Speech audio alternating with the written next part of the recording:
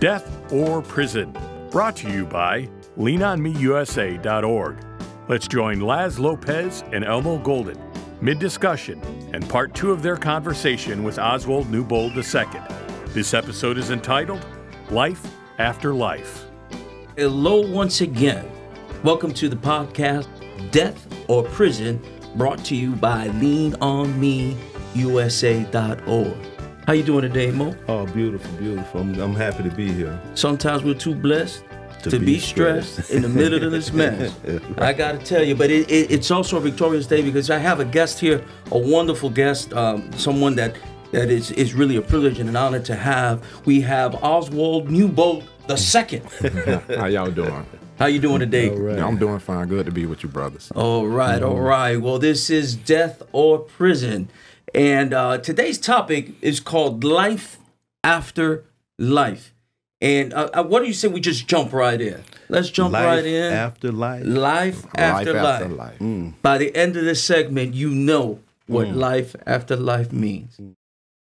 When I'm at Belgrade, they got the little AM station that was behind us, little Sugar 900 back then, and it's a preacher on. I always listen to gospel on Sunday morning. I listen to the sermons, and it was a preacher on that say, some of y'all mad at the world, but you don't even know why you mad. You mad at a parent, and you can't even stand that parent, but you think you look good, but the looks that you got from is the very parent you can't stand. Some of you think you smart, but the person you got the smarts from is the parent you can't stand. It's just, and so they went to talking. So I went to thinking about things. And I felt that, okay, I'm a smart guy, but I got that from my dad. And what I didn't mention to y'all, my dad and our relationship became strained during his time of addiction. I mean, to the point where we didn't talk. I didn't even want to hear anything about him. Not by his choice, but by my choice. And I had to realize as I went to get older, like my father was an only child. So basically, my granddad and grandmother always saved him. He never knew what it was like to hit rock bottom. Right. And as I got older, I started to realize some of the things wasn't even his fault. You know, he was a product of what he was, an only child. And they always saved him. Wouldn't let him get a bump or bruise or anything. And as I got older, I realized that I had to start forgiving my dad. You know, he's human. You know, look at me. I'm in prison. Who would have thought, even the morning I woke up and got in trouble, who would have thought I would have ended up in this position on that same day? Right. Even an hour or 2 hours before it happened, I would have never knew I was going to be in that position. So I said, you got to learn to forgive people and let go. But I had to ask myself, why are you mad at him? And that's when I realized I wasn't mad. I was hurt because I hated to see him fall how he did. But I never emotionally dealt with it. But when I realized, man, you weren't really mad. You were just hurt, and you didn't like seeing your daddy take off. I'm the second, so we got the same name. Right. So once I started to do that, I started to see life differently, and just my spiritual side just started to open up. One thing about it, no matter what I was going through, no matter how much I did go to church, didn't go to church, read my Bible, didn't read my Bible, I always believed in a higher power, always. And I shared this before in other talks I had. Like, I went in my locker at Belgrade. I pulled out my Bible. I hadn't read my Bible in so long till it was dusty. And when I blew the Bible, a cloud of dust had me choking up and coughing in the room. Right. And I say, man, I can't do that anymore. I mean, that Bible was dusty, right? So rather than putting it in the bottom, I put it to the top of my locker so I always see it where I couldn't get to anything in my locker without having to pass this Bible. And sure enough, I didn't read it every day, but I started to read it more. I would pull it out because it's right there on the top, right? And then the rest of my incarceration, I made sure I do that because And I still use that same Bible today. I haven't even bought a new Bible. That sword I carried that went through that war is still with me. Raggedy, but I can't leave in our old age. I remember you in Belle Place, but you weren't wilding. You were very respectful. You were to yourself sometimes. Yeah. I remember those days. I remember them. I saw you in the chapel. Right. You remember the plays that I would be running sometimes. Had good programs. They had good programs. I'm gonna ask you about superficial change. And here's what I'm saying, because I remember going through a part in my life where I was changing for everybody else. Come on. But not for myself. Everything that I did, where I involved my mom or my friends or my daughter, it was so that I can prove to them that I wasn't this monster. Exactly. And I found out that by me doing that, it was superficial. It had no substance in it. It had no substance. Did you ever feel like that when you was going along and through your progress? Well, remember I said earlier, I thought I was really doing things, but I was just scratching the surface. So I was in that superficial at that moment, doing things for others to perceive me differently. And I'm thinking I'm changing, but really when they say, adversity builds character, it's easy to look right and play the part when everything is going good. But how do you act when you run into a wall or some obstacles or things? Yes. How do you respond at that time, really show where your character at? And for me, I was changing, but I'm going to say it was superficial up until my 15th year. The reason I say that, because I always said I wasn't going to get in trouble again. I get out of here, I'm not going to get in trouble again. But in the back of my mind, I kind of had a few little slick ideas in the back of my mind.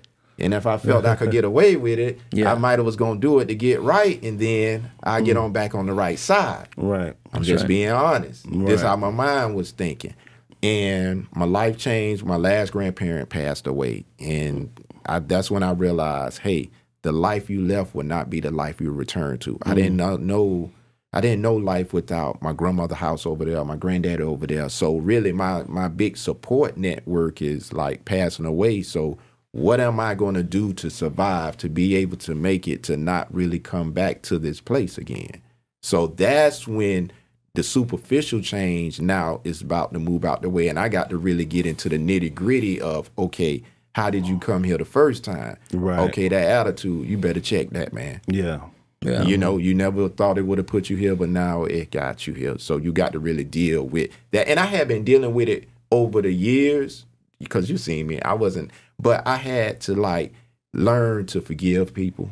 I had to let a lot of that hurt go, them wounds go, and just understand life. And as I started to let things go, things got better. Now I moved away from the superficial and doing things for others. I'm working on really on self now, and I'm going in deeper. As a man, a lot of times you don't want to feel that something that hurt you had you messed up that bad, And it's crazy, because I had always said, I always knew about Kairos, which was in prison.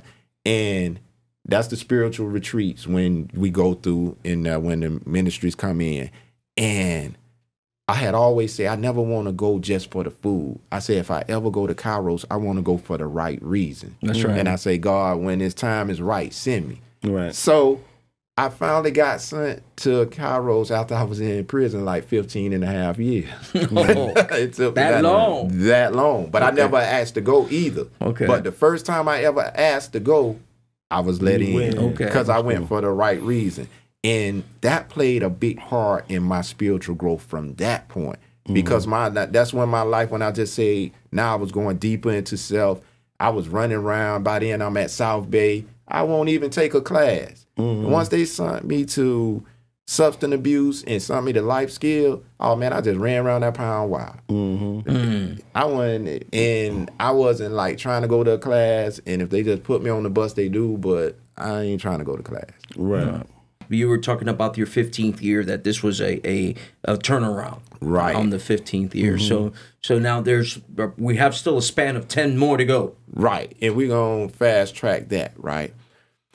Long story short, after I decided to change my life, I enrolled in school in prison, started taking vocational trades, started volunteering and going to self-betterment programs. I just went savage just with programming, right?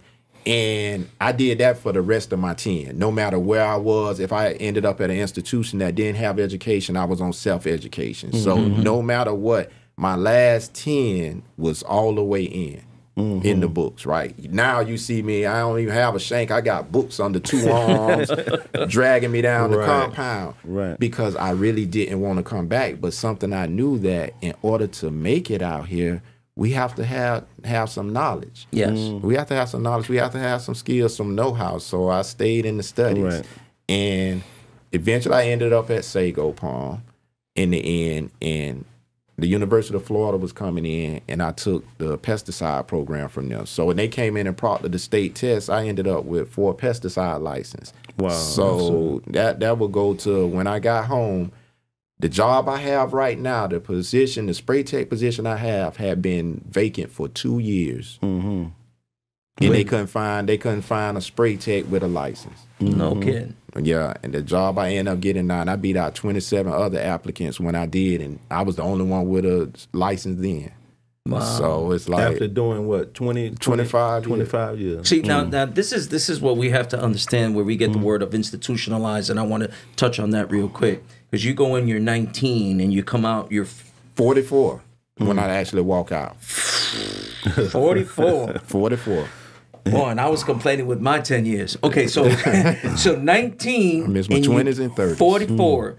So what year was that? What, 1990? 91 to 2017. 91. I mean, phones, not even the Nokias were out. I think the brick was out back then. There was no cell phones. No, there was no cell phone. The newest thing out was star 69 on your telephone. On your cell phone, you could call back. Yeah, right. Okay. That was the most recent beepers, technology. And beepers. People still wearing beepers. And we joke about it and everything, but I did you get to go to work release? No. I didn't. Okay, you didn't go to work camp? I left from behind the wall straight out into life. If you don't understand, I mean, in the process, the way the system tries to get you to go through is from prison, maximum security, to medium, to eventually minimum, to go to a work camp, and from work camp to work release. Right, the transition. The transition. I had that transition, and it helped me a lot. Right. But in his case, it was just like... I didn't make it to the work camp at other institutions, but they wouldn't let me out the gate. They wouldn't let you out the gate. Because of the sentence. Yeah, because of the sentence. Yeah, I mean, I was out the gate, picking up trash. If you guys see those guys in the highway or in the street, the DOT, they're picking up trash. But that impact when you first get out, would you say you were institutionalized? Let me go back into the institution and address something that forms that institutional mindset. That's what I'm talking about. It's two type of people in prison. There's people that's doing time and there's people that's using time. That's right. In my 15th year, I went from being a person doing time to using the time. Right.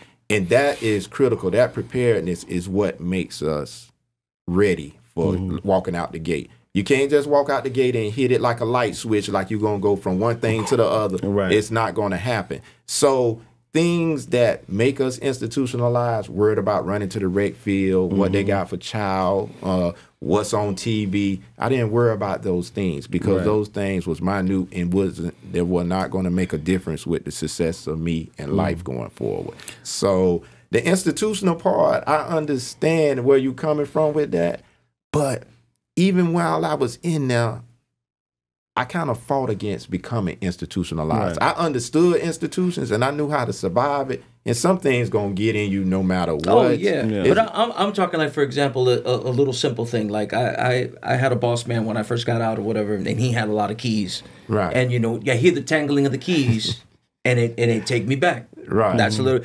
That somebody leans up against the wall and they turn off the light switch by mistake. Right. And they turn it on by mistake. Okay. So it catches me and says, "What count time?" Yeah, those are the ones I'm talking about. Those even that schedule. Yeah. I've been home 1 year and I'm still on a schedule. I'm still on the count time schedule. I wake up at 5:30 in the morning. Right. But I'm gonna tell you this: to have a liberated mind, the freedom of your mind. Once you started talking about education, once you started talking about going to class and putting these this new program inside of you, and you begin to liberate your mind, you can separate yourself from being institutionalized because you are free. And you start planning to live your life, your new life, as a free man before you get out. That's right. That needs to be taught inside of the prison and have a liberated mind before you come home. I want to get to the part now that you're out. What were some of the obstacles that you faced when you got home? I'm going to bring you back briefly before I get out the gate because it's going to play an important part with the question you just asked. So I understood before I go home, I need prepared, right? One thing about it, you get prepared. I went through the education part. I went through the self-inventory part. Being for real, like the stuff that's messed up about you, man, you need to admit it's messed up. You need to straighten that out, right? I was hard on step out of denial. Yeah, step out of the denial. And as I was going forward with that, preparedness is everything with going forward. But I had talked to someone, lady I ain't even know her, but she said one thing to me. She said, in life, some doors going to be open and some doors going to be closed. Don't stay there at a door that's closed when there's too many open doors, right? So I always had that philosophy, and people be telling me now, man, you just have some way of making. I say, no. I say a lot of doors be closed to me, but I don't think twice about them. I just go to the open door. And that's really what happened. So when people say, like, what obstacles did you have? I didn't really have obstacles, but what I will say that kind of, like, made me uncomfortable when I got out, one thing I had that bothered me was you get in a crowd. I've been gone 25 years. So when I'm there, it's not that I can't hold a conversation with them. The problem is what you do for a living. You know, I mean, like once I started working, they'll be like, okay, even when you tell them you got a job, I'm like, okay, I work for the city. Oh yeah, how long you been there?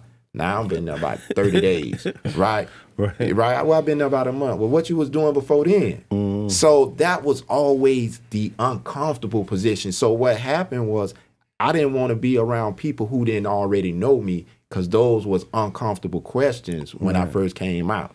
Right? That was a hard, and that's something guys struggle with because it's a sense of embarrassment right then. To explain your history. Explain. And then if they be like, well, how long you did?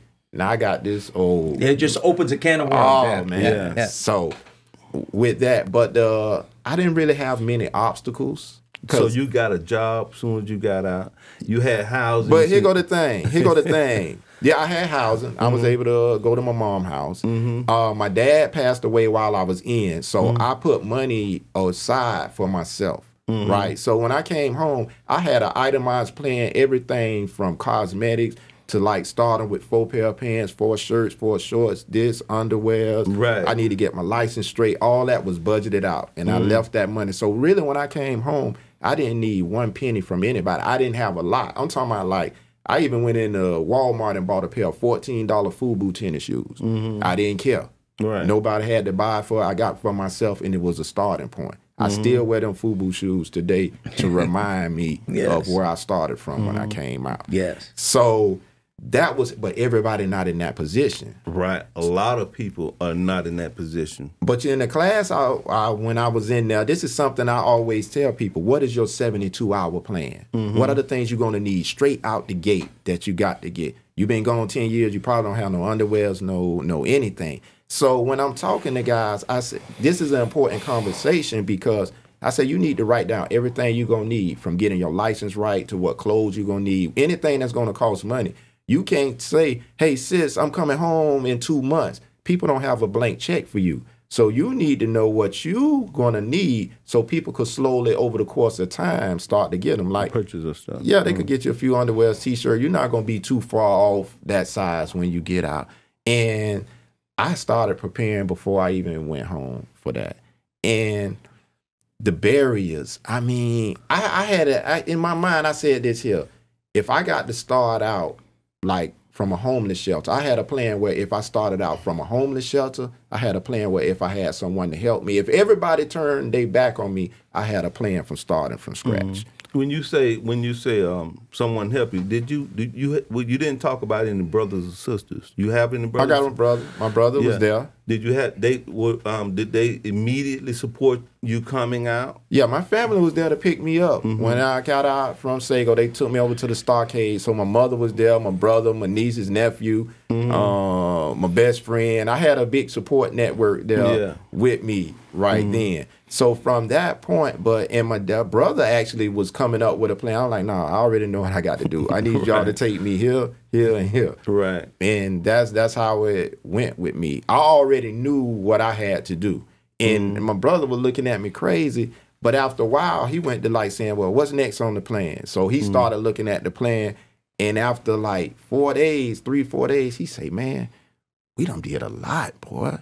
He say, I feel all right, because he live in Pensacola. And he came down, took off for a week to help me get situated when he did, and brought the whole family. But after like 3 days, he was like, man, we done did a lot. He said, I feel all right going back home when I do, because you got it going already. And I had it better, more planned out than he ever would have thought, because I thought of things he didn't even think of. Right. Yeah, and you had a lot of time to I did plan. Yeah. I want to ask him this question real quick, because I've sat on some panels with you also. Right. What are you doing to give back to the community here? Based on your experience? Okay, right now I have a nonprofit. I registered as a nonprofit, Libra Life Mentoring Services, where I deal with at-risk youth. And I didn't choose that. I really was targeting helping the men and women that come out of jail and prison. Right. But somehow a calling pushed me to those getting in trouble that are youths. Prevention. Yeah. Well, and not only that, because those were the places asking me to come out and speak the most. The juvenile detention centers, the boys' home. I mean, you have some high schools got so many juveniles on probation. They got a probation office at the high school, just so they won't miss seeing they casework, they probation officer. So the probation officer bring me in to talk to the juveniles. So that's why I say I didn't choose that. That chose me. I hear you. When we get out of prison, most people don't know that we become pillars in our community, that we become immediately active in our community to change some of the things that we've been through, and so that our kids and even the people that we're mentoring and the older people can understand and don't have to go through.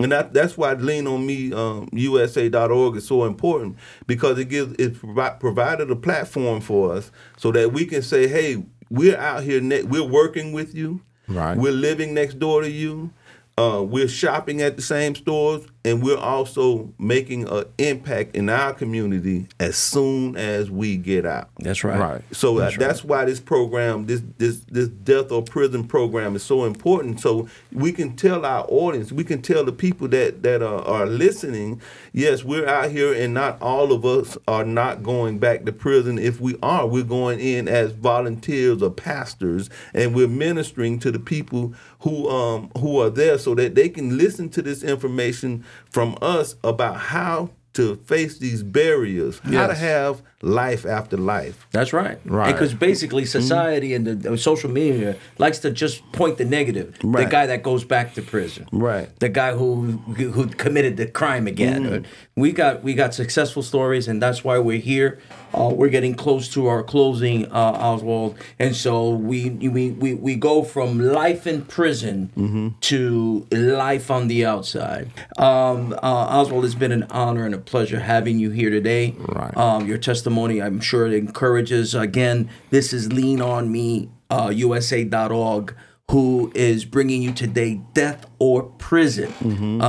We encourage you to go ahead and go online and go to our website of leanonmeusa.org and press that button. Press that podcast button, and it will connect you with a welcoming mentoring church in your neighborhood locally. Just to close, who would ever think when we were together at Belle Glades at that moment that we would be sitting here today representing the kingdom as we do? Only God. Only God knew. Only God. Because the story I always share with people, they like, how did you do that many years and still come out sane like that? Right. And I remember my mom was in the visiting part one time, and she was rubbing my shoulder. She say, "Boy, you tough." She said, "Your mama," she looking around, she say, "I'll be bouncing off the walls up in here."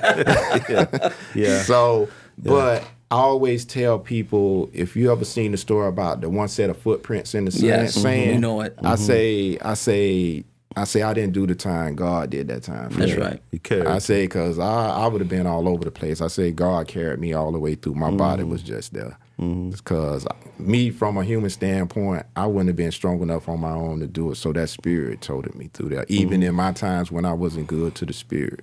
It was Right. Why don't you give us that website one more time? So it's Libra Life Mentoring, LibraLifeMentoring.com, LibraLifeMentoring.com. Thank you, sir. I want to tell you something before we leave. That way, everyone to know that I'm proud of you. Thank you. I'm proud of the work you're doing.